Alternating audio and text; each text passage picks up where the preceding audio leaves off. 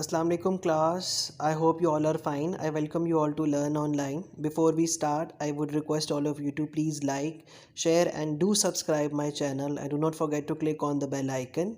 So this is part number 2 for chapter number 8, that is of temperature.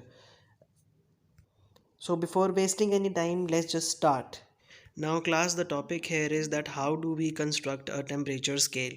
So there are basically steps that we have to follow. First of all, you have to choose an appropriate thermometric substance. A thermometric substance is a substance that is having a physical property that will vary continuously linearly with temperature. As you will change the temperature, it will also change its physical properties. It can be a solid, it can be a liquid, or it can be a gas. The step number 2 is that you have to calibrate the thermometer. Calibration also always mean that you have to set your scale, that what your scale will be. A scale is always having two points, that is it's two fixed points. One point is the minimum point and the other one is your maximum point. So this is basically your step number 2, that you will be calibrating your thermometer, that what scale you will set and what your fixed points would be. Now class, the next two things that we'll be discussing are ice point and the steam point. So ice point is basically referring to the freezing point of water that is equal to 0 degrees centigrade or 32 degrees Fahrenheit.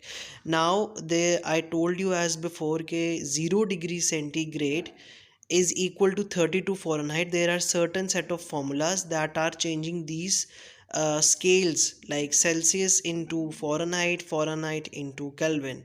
So this is a state where pure water is in equilibrium with the ice. If you are below 0, what will happen is that it will change into ice, and if you are above 0, it will change into pure water. So that is basically a state, a temperature where the pure water and ice, both of them are in equilibrium state with each other. The steam point is basically referring to the boiling point of water.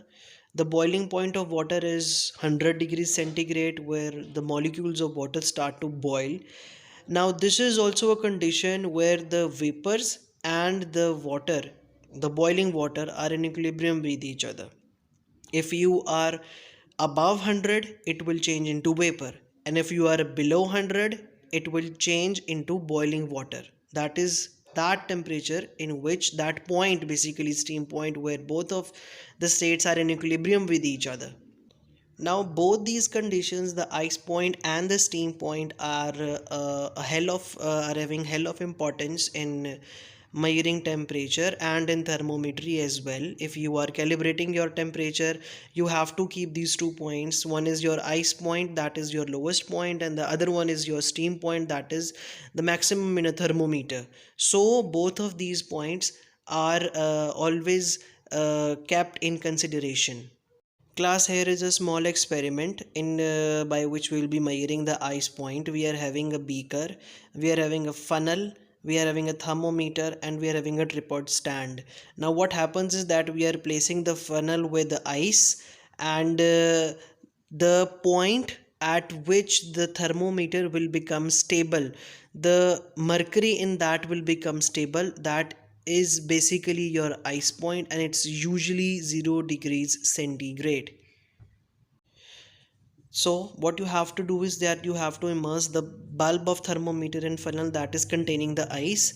Then you have to mark it when the level of the thermometer, basically the mercury in that, it becomes stable. This point is basically your ice point.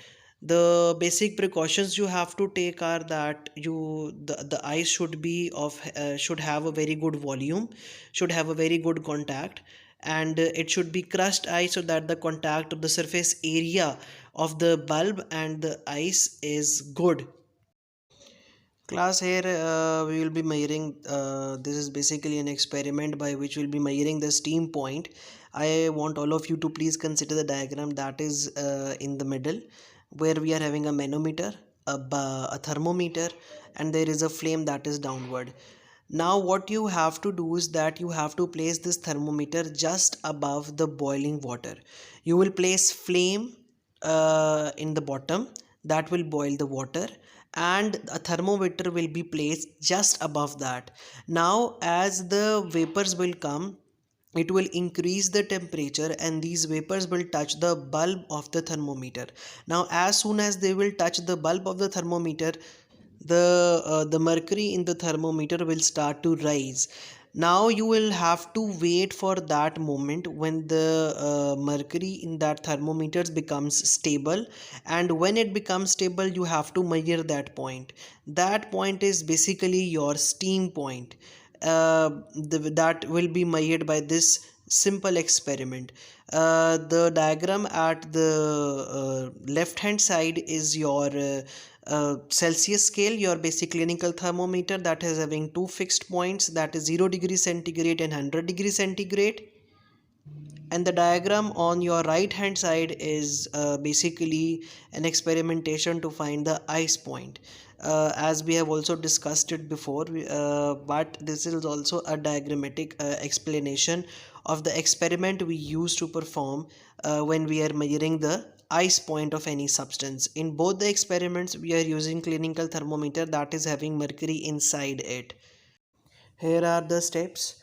First you have to insert the thermometer, and that should always be above the liquid. Then it should be just above the boiling water, as I have explained it to you before. When the mercury level in the thermometer becomes steady, you have to mark it, and that point is your steam point. The precautions that you have to take is that you have to use a manometer to check that whether the pressure inside is the same as atmospheric pressure. As manometer is a device that is measuring the amount of pressure of any gas. The atmospheric pressure is on one side, and on the other side you have a gas pressure.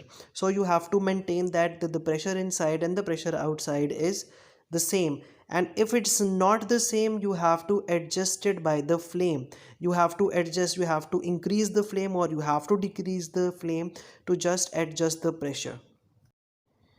Thank you class, this is all for today.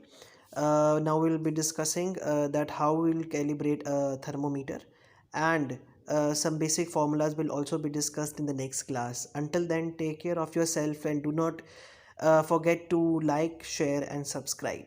Thank you so much.